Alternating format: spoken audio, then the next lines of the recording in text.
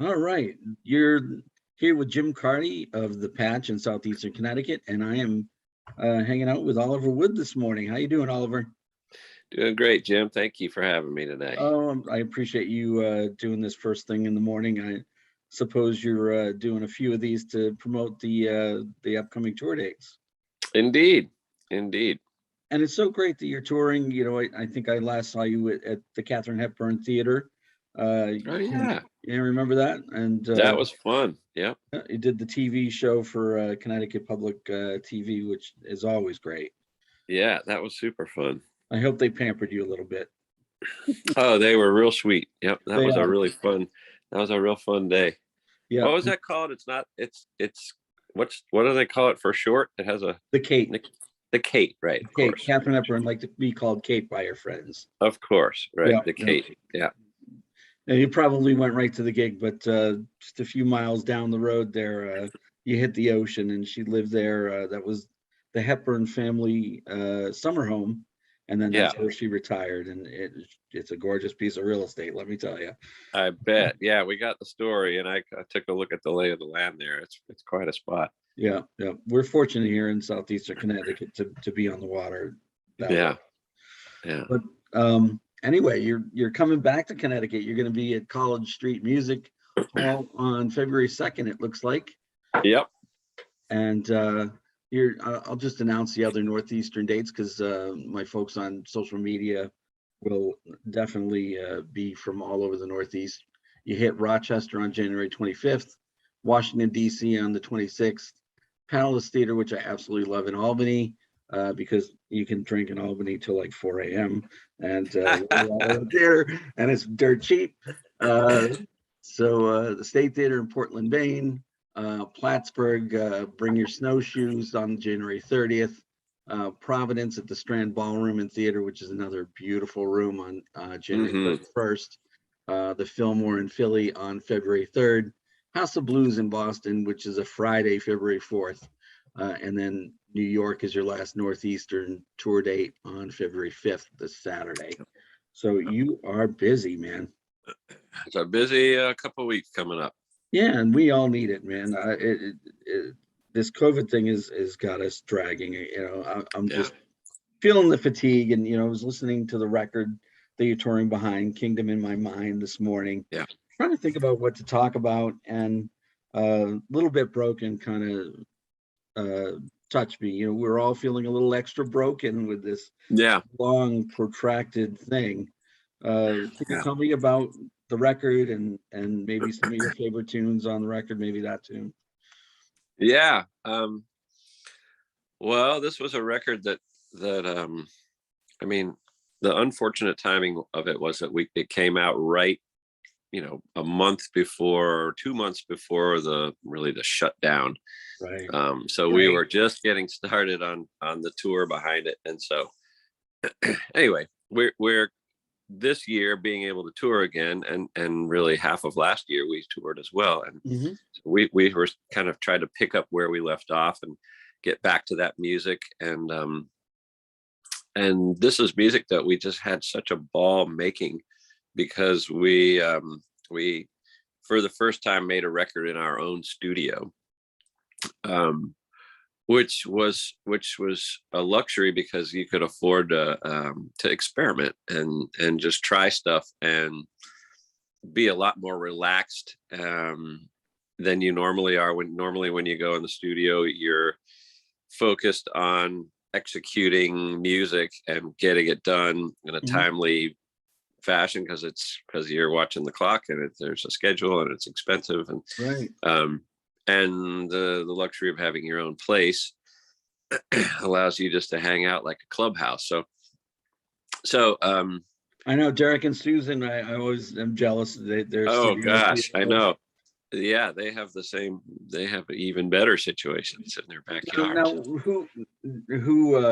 who has the studio? Is it at one of your homes, or is it no, it's actually it's a building that we co-rented with our favorite engineer, whose name is Brooks Sutton.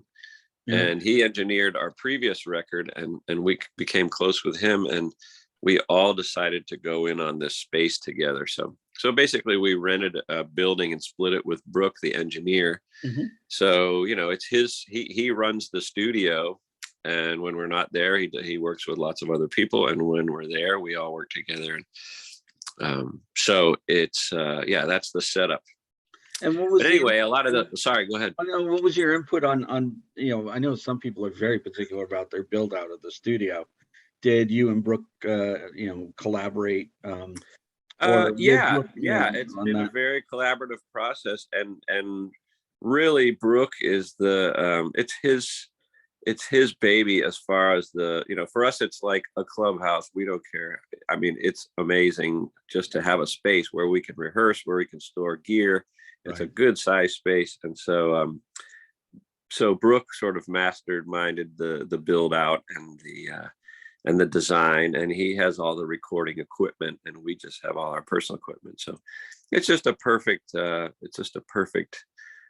co-op kind of thing. And but anyway, the songs and some of the songs were pretty experimental. Mm-hmm. A song like Little Bit Broken was a little more like structured, and something that we had started writing ahead of time from a voice memo on a phone. I think it was Jono, our drummer and keyboard player, had this drum and keyboard riff that starts the song, and he had sort of been playing that in a practice session one day, and I remember recording it on my phone, and that was sort of the spark that got that song started. But other songs, like Alabaster, for instance, is a good example. Yep. Or The One I Love. There's some songs that came that are really edits of free form improv jams, basically, that came really from our early days of just starting out in the studio and getting a feel for it and playing together and really just warming up and improvising and trying out different parts of the rooms. And so in doing that, we call it like spontaneous composition. Like we just, all bands go in and sort of jam like that, but how often do you record it professionally at album quality? And that happened to have happened, and we just liked the results so much. We're like, how are we ever going to play like that again? We weren't thinking, we weren't in that mode of thought and organization and logic and judgment. And so it's kind of like you capture something really raw like that.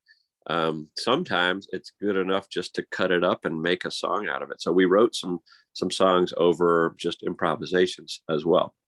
So clearly you're inferring that you guys were playing as an ensemble.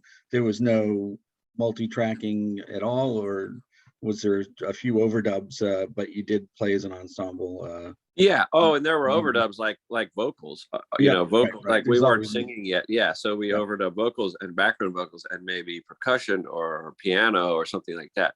Right. But the foundation of the music was very improvised. That's awesome. And then there was there was a few songs where we got plenty of inspiration from the jams, but we ended up relearning and organizing them too. I think some of my favorites on there are A Little Bit Sweet.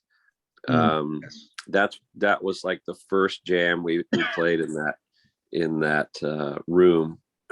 And then, but it wasn't organized enough that we could actually use it, but we recreated the jam and organized it a little bit. That might be my favorite one, but there are some other great ones. Little Bit Broken and Alabaster is one that was purely from a jam, and The One I Love. So yeah, I enjoyed it front to back. That's something that thank you. You can do with the Wood Brothers record that mainstream commercial music, you can use most records as a coaster. Maybe there's one song that's worth marketing, right? But you guys are true musicians, and as you know, I've been following you touring with Tinsley, and thank you. Just been loving your stuff forever. Thanks so much. Actually, I saw that your brother has a date down at Jazz Fest with The Word. Is he excited to get back together with those guys, or were you not aware? I didn't even know about that. I didn't know about that. That's awesome. Yeah, I guess he had a date at Levon Helm Studios, but that got canceled, and that's a shame. But got it. That's got it. Yeah, and he's been doing like some bass master classes, and so.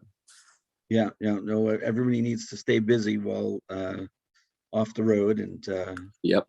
do you do any writing or production for people, or and do you undertake side Very projects? little. I Yeah. used to do a lot more production, and I do very little of that now. Yeah. I love collaborating though, and writing with people, or actually I did production recently, a sort of a quick and dirty. Jono Ricks and I produced a record for a guy named Steve Pultz at our studio, which is another luxury because it's like 3 minutes And from my Steve's house. opening a bunch of your shows on this tour. And Steve, good. We Tell connect me this about whole Steve. thing. Yeah, man. Steve Pultz is coming on tour with us, so he will be on this whole tour with us, supporting the show. So, and he's an amazingly entertaining dude. What's the chances he may come up and join you guys? Any chance? It's 100%. Yay. So you were also telling me that you brought out something out of the archives and brought it to vinyl. You tell us about that. Well, yeah. So we are another album of ours that goes back a couple albums. It's called The Muse. It goes back a few, and I think it came out in 2013. And that was an album that for whatever reason it was pretty popular amongst our fans, and we sold out of the vinyl and it went out of print. And so we've had people bugging us for a while about it, and we actually had the vinyl remastered and reprinted. And so anyway, it's sort of having a little renaissance within our organization in terms of not just being able to re-release it, but to focus on some of that music. So we're trying to mix in a bunch of songs from the Muse album to go with a lot of these Kingdom in My Mind, more recent songs. And we try to mix it up and either way. So we're going to play stuff from every record, but the Muse songs are kind of near and dear at the moment. Good. Well, the Wood Brothers is just an amazing live act, as everybody knows, and we're all looking forward to seeing you here soon. We're looking forward to coming. Yeah, man. Anything else on your mind before I let you go and get a little more coffee coursing through your veins? I don't think so. I think we're good, and I just hope everybody's. I don't know what's the COVID climate up there. Do people feel like maybe it's backing off a little bit? Is that the feeling yet? Yeah, in the southeastern part of the state where I am, it's really not that bad. It's a little more rural. As you get towards New York, it's a little more hinky.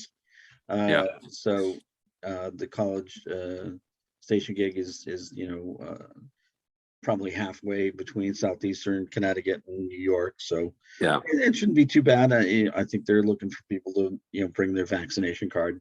Sure. And, I think that's kind of par for the course at most venues that are indoors these days. Yep, that is indeed. But, we're learning to live with it because it's not going away just yet.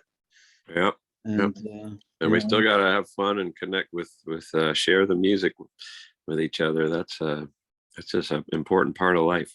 Absolutely, we need it, and I'm glad you're bringing that to us. And I hope everybody stays healthy while you're on the road, Oliver. And it's always great to catch up with you. And thanks, Jim. My pleasure. Floor, yeah, man. All right, you take care, my friend. All right, same to you. We'll see you soon. All right, bye-bye. Take care. Bye.